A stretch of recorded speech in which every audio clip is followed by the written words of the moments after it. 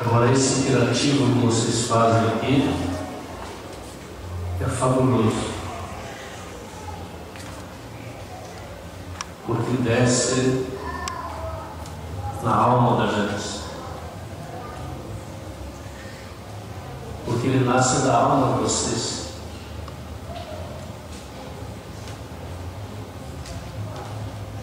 E aquilo que brota do coração só pode chegar no coração do outro. O Padre Maurinho ontem rapidamente me dizia como é que vocês produzem aquilo que vocês trazem aqui para essa semana. E quando nós trabalhamos coletivamente, comunitariamente, solidariamente, não tem quem nos segure, porque nós caminhamos no espírito daquele que nos chamou à vida e nos quer de fato remando rumo à vida, como vocês fizeram a abertura ontem.